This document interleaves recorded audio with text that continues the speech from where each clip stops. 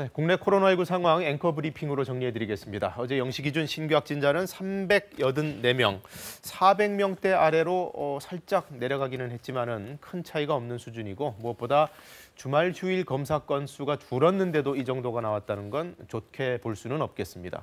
지역별로는 경기도와 서울이 100명대로 가장 많이 나왔는데요. 부산과 경남에서도 꽤 많은 숫자가 나온 걸 볼 수가 있습니다. 요새 계속해서 이 영남 쪽의 상황이 좋지 않습니다.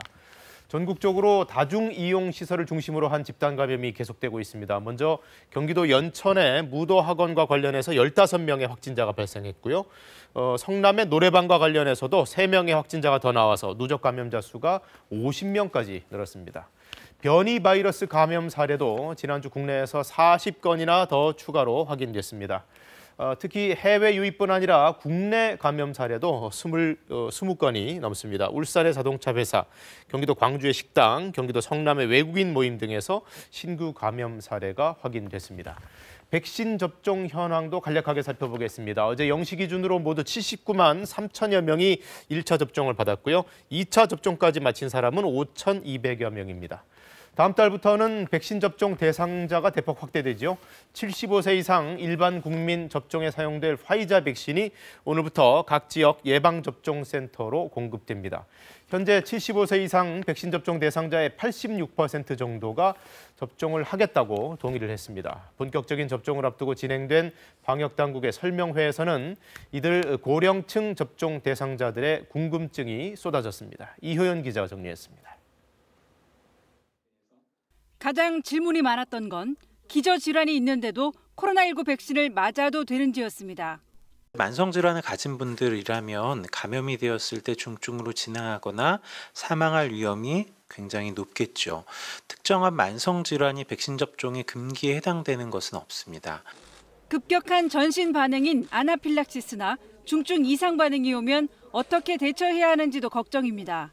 아나필락시스 같은 경우에는 접종 후 15분에서 30분 정도 접종 장소에서 관찰을 하시게 되면 거의 90% 이상 현장에서 확인하실 수가 있고요. 접종 장소에서 바로 대응이 가능하십니다.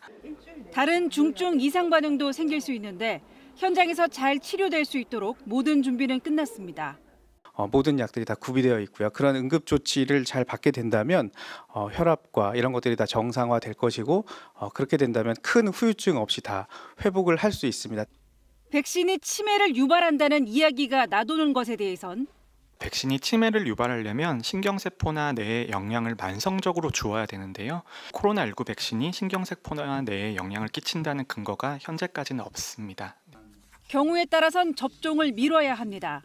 몸이 좋은 상태에서 맞으시고 뭔가 좀 그 몸이 불편하시거나 급성 병이 생겼을 때는 예약하셨던 데에다 연락해서 일정을 좀 변경하시는 게 필요하실 것 같습니다. 75세 이상 351만 명 중 204만 명에게 백신을 맞을지 조사해봤더니 86%가 접종에 동의한 것으로 집계됐습니다. 본인의 접종 일정은 지역 주민센터나 질병관리청 1339 콜센터에 문의하면 안내받을 수 있습니다. 고령자를 위해선 접종센터까지 공공 차량이나 전세버스도 지원됩니다. KBS 뉴스 이효연입니다.